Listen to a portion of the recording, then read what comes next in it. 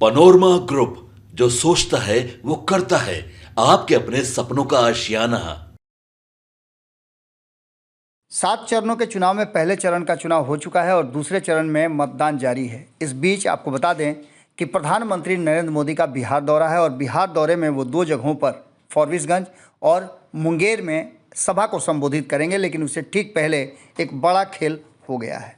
आपको बता दें कि लगातार जिस तरह से आपने देखा होगा कि पहले और दूसरे चरण में अकेले दम पर तेजस्वी यादव ने मुकेश सहनी को लेकर के जिस तरह से नाको चने चबवा दिए एनडीए गठबंधन के 5 घटक दलों के, एक बार फिर से उन्होंने एक सवाल दागते हुए प्रधानमंत्री नरेंद्र मोदी से बिहार आने के पहले ही कई सवाल खड़े कर दिए हैं। तेजस्वी यादव के सवाल से भाजपा के कान तो खड़े हो ही गए हैं, वहीं प्रधानमंत्री नरेंद्र मोदी इन सवालों का जवाब देते हैं या नहीं देते हैं, क्योंकि तेजस्वी यादव ने तो अपना खेल कर दिया है। उन्होंने अपने सोशल मीडिया अकाउंट से प्रधानमंत्री नरेंद्र मोदी से सीधे इंटरेक्ट किया है और लिखा है कि आज फिर प्रधानमंत्री आदरणीय नरेंद्र मोदी जी बिहार आ रहे हैं, नकारात्मक बातें तथा जुमलों की बारिश करने बिहार आ रहे हैं। हर बिहार वासी के प्रधानमंत्री जी से कुछ वाजिब सवाल हैं। आशा ही नहीं, पूर्ण विश्वास है कि वो इतने काबिल पीएम हैं कि इन सवालों का उत्तर अपने भाषण में अवश्य देंगे। हालांकि तेजस्वी यादव का यह शिकायत रहा है कि प्रधानमंत्री आते हैं तो किसी भी सवाल का जवाब नहीं देते हैं।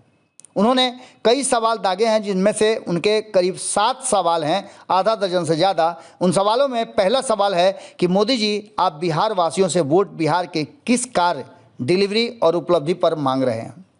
दूसरा सवाल उन्होंने दागा है कि मोदी जी, आप बिहार आकर नौकरी, रोजगार, छात्र, नौजवान, कृषि, पलायन, मजदूर, गांव, गरीब, शिक्षा, चिकित्सा एवं स्कूल और अस्पताल की बात क्यों नहीं करते।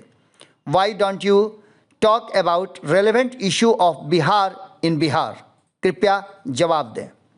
तीसरी बार उन्होंने जो सवाल किए हैं वो सवाल है कि बिहार ने आपको 2014 में 40 में से 31, 2019 में 40 में से 39 लोकसभा सांसद दिए।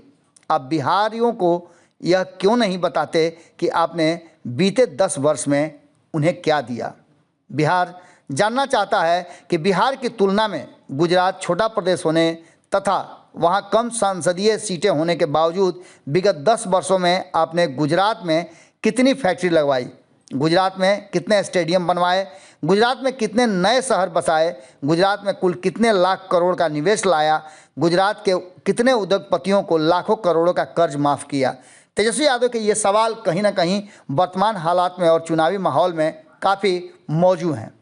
उन्होंने 5वां सवाल किया है कि प्रधानमंत्री जी, देश के सबसे अधिक युवा आबादी वाले प्रदेश बिहार आकर भी आप युवाओं के मुद्दे और समाधान जैसे उद्योग, विकास, निवेश, रोजगार और नौकरी की बात नहीं करते हैं, तो फिर किस लिए आप बिहार वासियों से वोट मांगने आते हैं। 6ठे सवाल में तेजस्वी यादव पूछते हैं कि आप सबसे अधिक नकारात्मक बातें क्यों करते हैं, जबकि 15 वर्षों से बीजेपी बिहार सरकार में बड़े सहयोगी दल के रूप में सम्मिलित है।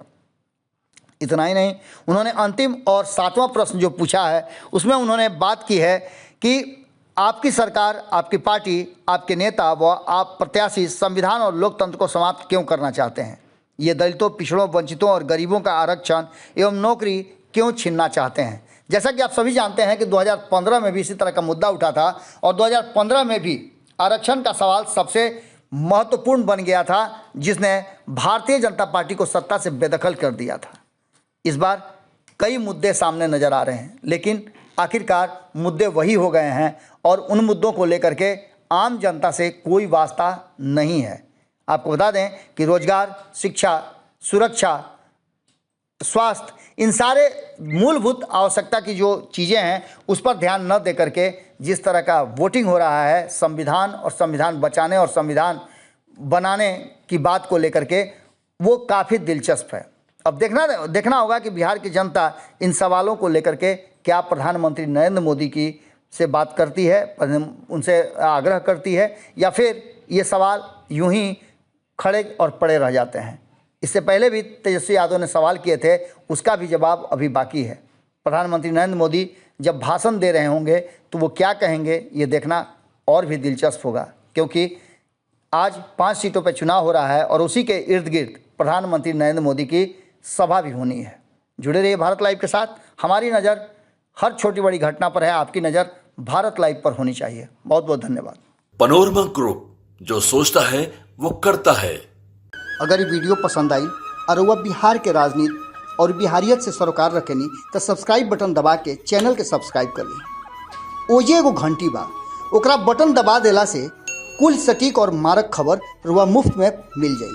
अगर रुआ पत्रकारिता के हमनी के नया प्रयोग में सहयोग कर चाहतानी तो ज्वाइन बटन दबा दी। पेटीएम नंबर नोट कर ली 9386816700। धन्यवाद।